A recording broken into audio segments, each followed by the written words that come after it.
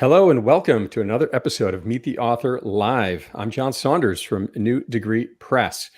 This program is part of New Degree Press is part of Manuscripts, Inc. This enterprise has now published authors on 6 continents and ranked 293rd on the Inc. 5000 list, which is just really mind-blowing to me, and has produced a number of dozens of award-winning authors, which is awesome.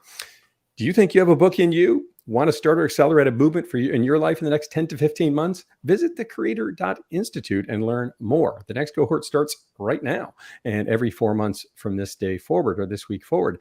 This is a comprehensive coaching program that Rohit went through and finished his book on just a few weeks ago, and we'll learn a lot more about today. But it'll take you from idea to published book in 10 to 15 months.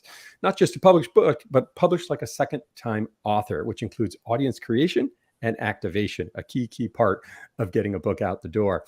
But Meet the Author Live is an opportunity to learn everything there is valuable to know about the authors, and we can answer your questions live in the chat. So please do feel free to put questions or comments in the chat, and we'll go from there. But today's a special episode because I have, as I said, Rohit Gupta, a brand new author with me, who published his book just a couple of days ago, and has a newly released podcast out with New Degree Press, the creator community, available wherever you get podcasts, YouTube, Apple, Spotify, what have you. But just very quick on Rohit, and we'll get into the questions here.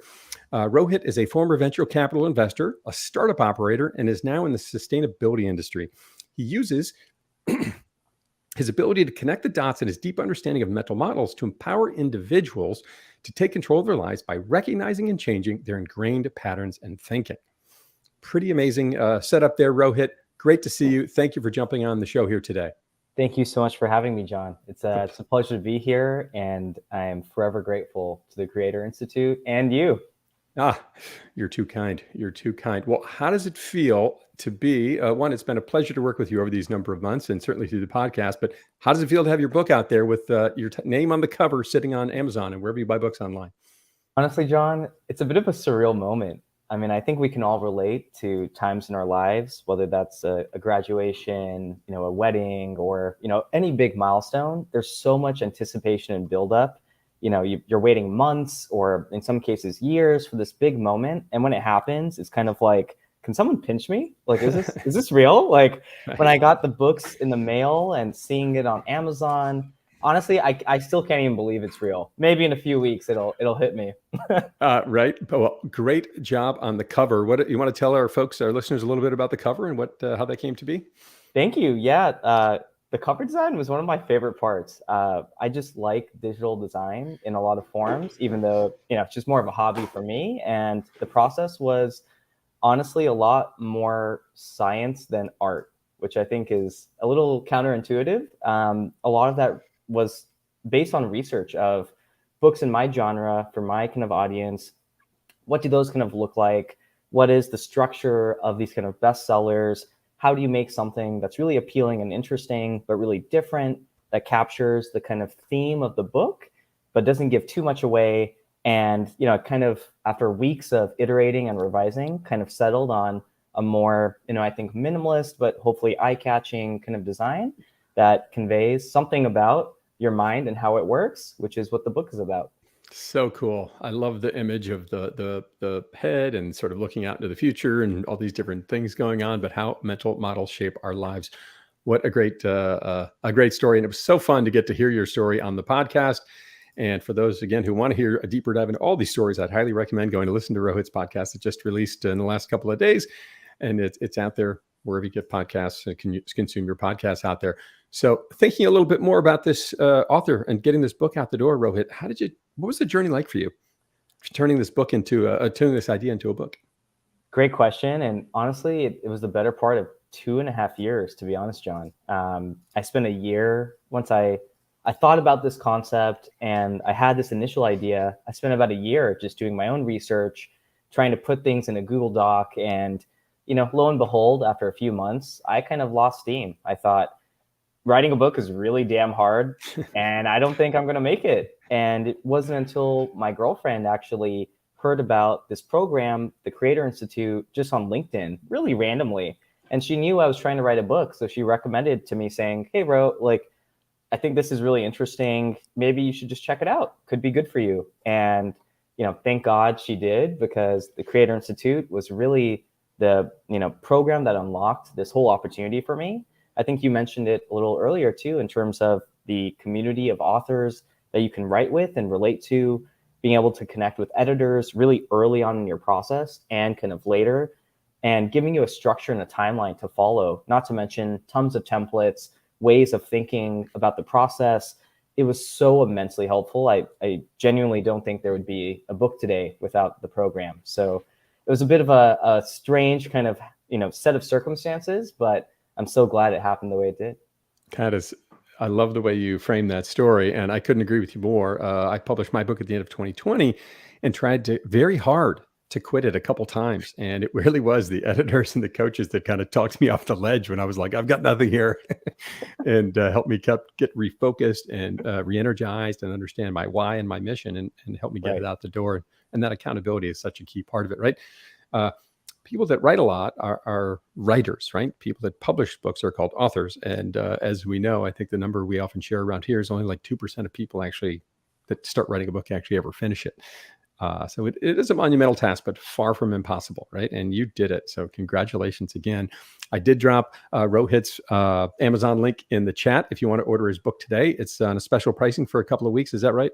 Yep, it's just $1 for the ebook copy. And just a note, I think it says for Kindle, but you can read it on your phone, your laptop. There's just an app you can download. So you don't need a Kindle to be reading the book if you want to get it today. That is amazing. So we learned a little bit about the author journey, the cover.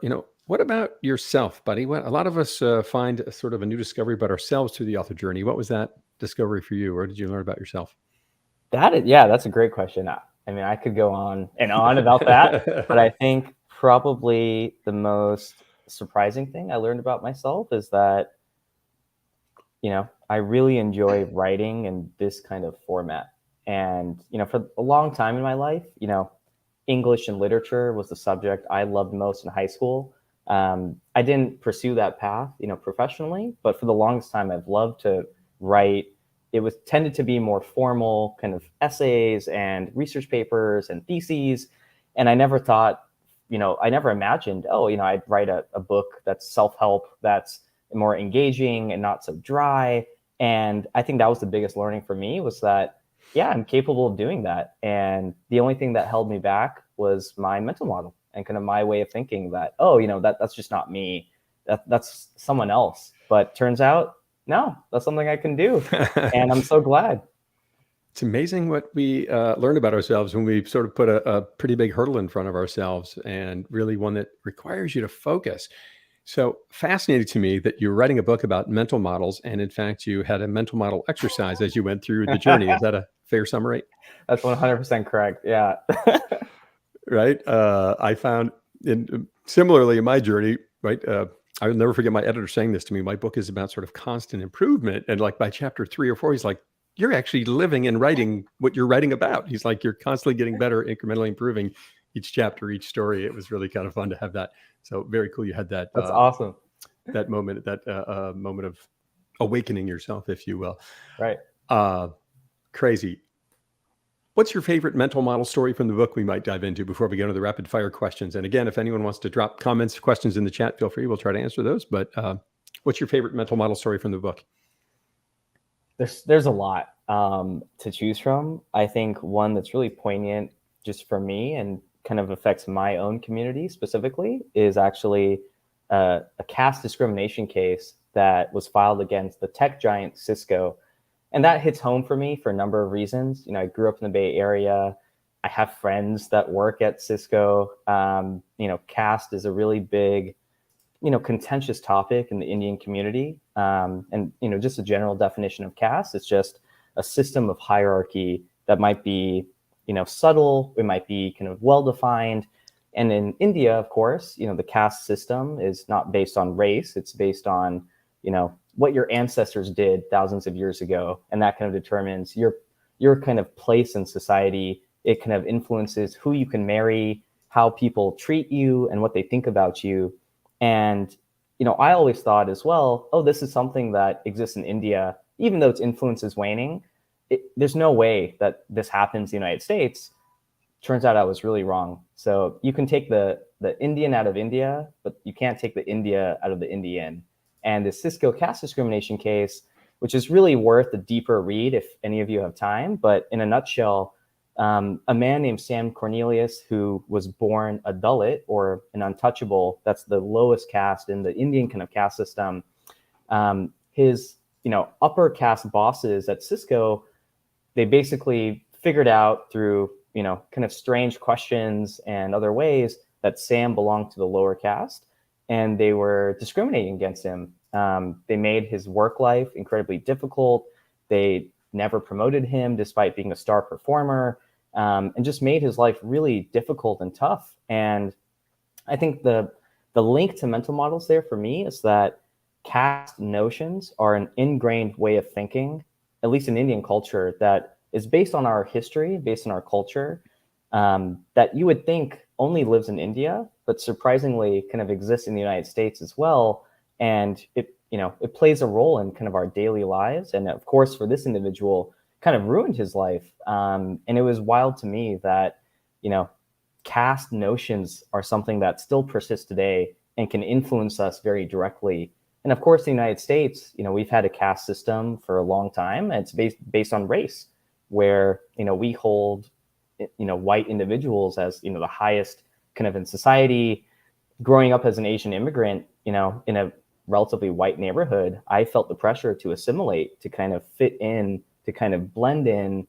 And I think it's just wild to me that these caste notions really persist, and it's because these ways of thinking are really ingrained within us, even if it's not what we agree with and it's not something that we align with. They can shape how we think and behave with others in really, insidious ways. And I thought that was a really crazy story and something that affects my community very deeply. Unbelievable story there. And we're not talking about a story that's 50 years old, right? This was just a couple of years ago. Like 2 years ago. Yeah. A couple of years ago. If you want to hear stories like that one and many more, definitely go check out the full version of Rohit's interview on the podcast. I just dropped it in the chat here for those who want to go take a look. It actually premiered just 4 hours ago. So congratulations on getting that out the door as well. Well, thank you for sharing that story. I should have said, what's one story you'd like to share about your favorite story? Because you have so many great ones. So thank you for helping me reshape that answer a little bit. Any last thoughts about the book before we dive into the rapid fire questions you'd like to get to? Yeah, I think just the last thought here is, mental models may seem like an abstract kind of conceptual topic, but I think the core crux of this book is, how do we get to objectivity in our lives? How do we ensure that the way that we're thinking about things is based on what we actually believe and value, and not based on external influences from sociocultural norms, from others in our lives, from our experiences that may cause us to think in a certain way that we don't actually align with? And how can we leverage or change those patterns of thinking to live healthier and more fulfilling lives is kind of the core of this book. And my entire life journey is pretty much a story of exactly that, of coming to terms with my own ways of thinking, trying to change them, and trying to figure out, what kind of life I want. And I think if you relate at all to any part of that journey, I think this can be a helpful book for you. Such a fascinating story you have to tell here that really is mind-blowing to me. And I would think about, right, you made a pretty, you made me think of one more question I have to ask you now before we jump to the rapid fire. Like, just share briefly how you've changed your own life in the last couple of years with one, identifying the mental models you had, and then finding ways to move past them. Oh, 100%. There's been so many, everything from my career choices and, realizing that I was pursuing these, finance and kind of tech jobs and careers that I never was really passionate about, but was more of a forcing function, just being in the Bay Area, surrounded by other individuals who, really decided to go on that path, pressure from my parents and others. And turns out that, working in finance doesn't really fulfill me. And I couldn't really realize or come to terms with, why am I making those decisions if I don't actually enjoy these things? And so I decided to leave my pretty cushy and awesome job in venture capital to try and figure out being an author, starting a company in climate tech, everything from that to going vegetarian a few years ago and realizing that, there were ways of thinking that kind of blinded me to the reality of the treatment of animals in this country. And as someone who always has felt a strong connection to other beings and animals, once I kind of realized those mental models at play and tried to unlearn them, I decided to go vegetarian because that kind of diet really aligns more with my spiritual beliefs that all of life is interconnected and should be respected. So, honestly, everything from getting a tattoo, which is something I would have never really considered or thought was okay a few years ago, to changing my career, to going vegetarian. So many of these like life changes and behavioral changes were a function of this process of thinking about these mental models and trying to figure out, do these actually serve me or hurt me? And how do I change them? Wow. How often does anyone even ask themselves that question? Is this serving me or hurting me? And right, just really, so many amazing thoughts in Rohit's book and his interview here. As I said, the creator community, his podcast went out this morning. And if you want to learn more about Rohit or connect with him on social media, at Rohit Gupta, Rohit Gupta Writes or rohitgupta.biz to find his website. Thank you for sharing all that. With that, let's dive into the rapid fire questions, and we'll get through this in 8 minutes or less here. You ready to fire? Give me a water break and let's go. I always like to start with the most important question here. Favorite sandwich? Is there such a thing anymore for your new diet? Favorite sandwich? Oh yeah, easy game. There's a place called Butcher's Son over in Berkeley, California. It's an entirely vegan delicatessen, and they have a killer blat sandwich. It's vegan bacon, lettuce, avocado, tomato, and vegan fried chicken. And I used to eat meat and chicken all the time. It tastes very similar, but it's cruelty-free and a little better for your body as well. So that's my favorite sandwich right now. That sounds pretty good. I'm not going to lie. Yeah. I appreciate that. Let's see. Favorite color? Favorite color? Oof. I mean, it has to be blue. If you can't tell. Just a touch of blue on the cover here, I think. But exactly. Yeah. The person on the cover there, that's awesome. Where did we go here? Favorite or most memorable vacation spot? Oh, that's a really tough one. For now, it's probably Peru. I decided to hike Machu Picchu over a 5-day trek with some college buddies. Wow. So going through the Peruvian, just like all the different environments was so beautiful. I ate at what I think is one of the top restaurants in the world called Central. That really changed my perspective on what food can be and how that relates to our environment. And I think that was an incredible trip overall. That sounds amazing. Wow. Scariest animal? Oh, I mean, any kind of bug. Swear to God, like butterflies. Oh my God. I mean, okay, one is fine. If you're like hiking on a trail, you see a butterfly, no big deal. My girlfriend kind of pushed me to go to a butterfly like sanctuary with like hundreds of butterflies. And I was just frozen. I like used her as a shield and I was just like terrified the entire time. So Wow. Maybe it's a butterfly for now. Was this one of the an enclosed one or was it outdoors? Yeah, it was enclosed, like a greenhouse type thing. And they're like hundreds and some of them were huge. You don't know where they're going to fly and they look kind of gross to me. So, I can do snakes. I can do like big cats, but I just can't do like butterflies. I mean, wow. Bring me a mountain lion, but forget about the butterflies. Amazing. Most memorable or favorite movie? Ooh, has to be The Shining. I'm a huge horror fan and also a huge Stanley Kubrick fan. And at that intersection is, I think, one of the best horror movies ever made, called The Shining. If you haven't seen it, highly recommend it. It's more of a psychological thriller, kind of slow burn, but it is a masterpiece in horror, I think. For those who don't know, how would you say your author journey was slightly different than the characters in that movie? Hopefully very different. I definitely did go insane at times. So, here's Johnny moments abound, but hopefully I was able to come back from that. Right. What's that line? Johnny does all work and no play. Something like this. Right. Favorite smell? Favorite smell? Kind of basic, but probably bergamot, which If you ask me, I swear to God, I don't even know what that is. But I just know it's a great scent. All right. It's we all have our favorite. Last photo on your phone, buddy. What do you got there? Last photo on my phone. Honestly, it was probably of the books of the invisible filter coming out of the box, and just so happy. So I took a photo of it. That is awesome. Favorite song to sing with or without an audience? Oh, it has to be Caroline by Amine. I know the lyrics like front and back. I won't do it here, we'll bring you back to sing it next time. Yeah, Right. yeah. What is one thing that you really should throw out?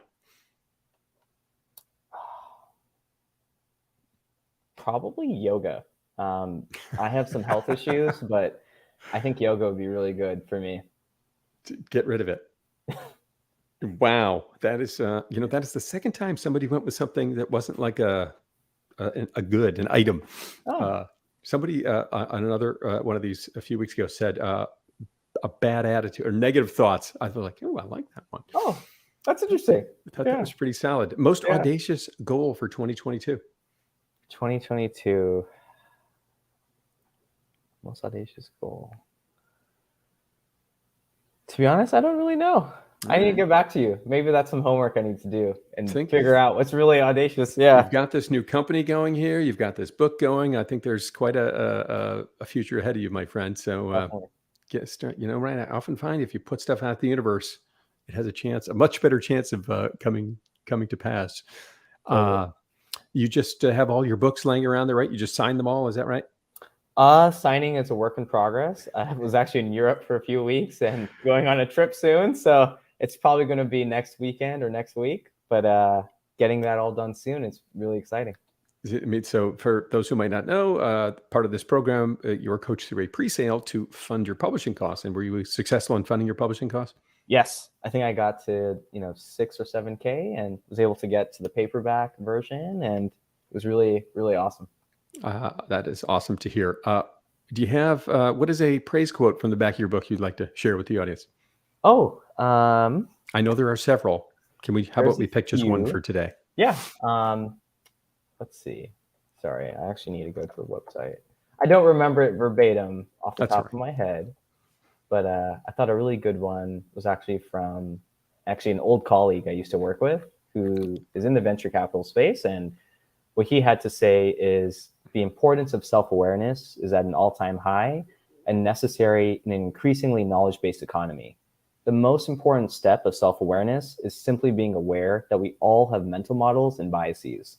These are patterns of thinking that are created with life experiences or that society taught us is the norm. The invisible filter is an excellent resource to learn how to make these models useful for you. And I thought that was really poignant. Well, first of all, what a beautiful note and how well written. Nice job, Rohit's friend. He's actually going to be an author too. So, hey, no surprise there. In this program? Separate. I think he's working with a big publisher. But... All right, think about it. Think about it. Oh, someone just dropped a comment in the chat here. I wonder if that was this person here. Any exciting plans you were looking forward to now that your book is out? Edward K. I don't know. You know this gentleman? Oh, yeah. He's a great friend of mine and a close buddy. Thanks, Ed. I think, fun plan-wise, I'm probably going to go to Mexico City for my birthday, do a solo trip, just to celebrate the book launch and kind of just explore and hang out. Very cool. Excited for that. Very cool. Best part about being with just a couple of questions left here. So if you have other thoughts or comments, please throw them in the chat. But we'll wrap up in a few minutes. But best part about being an author so far? Honestly, so far, and just in the limited folks who have been reading the book so far, it's just that it's sparking conversations and helping them, think about their habits, think about their biases, and just in that small way that can make a difference to people, this whole journey is worth it to me. So that's been really heartwarming to see. Wow. What a unbelievable answer. I love that you're all this work you have done is getting people to think a bit differently and have new conversations. I love that. What would you say? 2 more questions. What would you say to someone considering writing a book?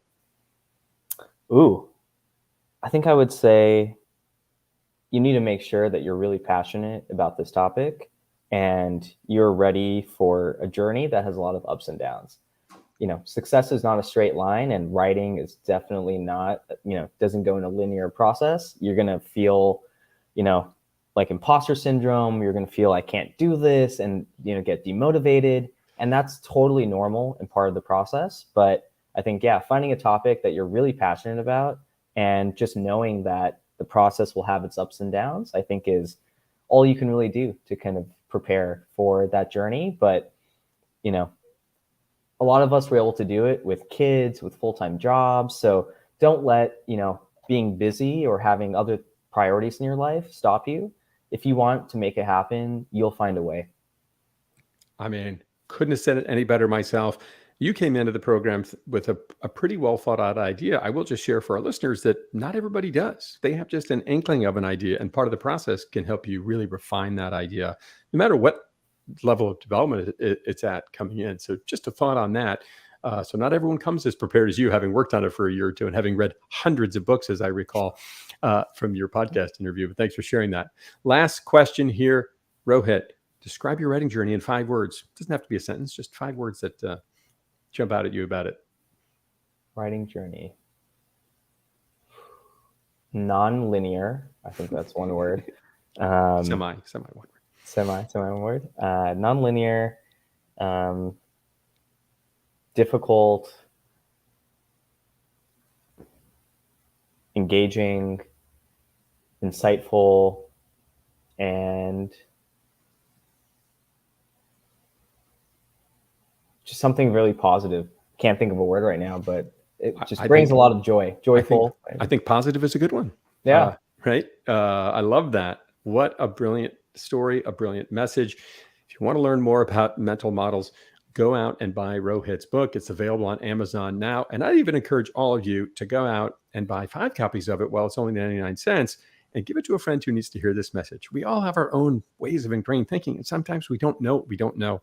And if there's ever been thoughts and stories and lessons on how to break through that, I think Rohit's really found it. So I'd encourage you to go out and do that. As I said, the Amazon link will be in the notes here, along with the chat.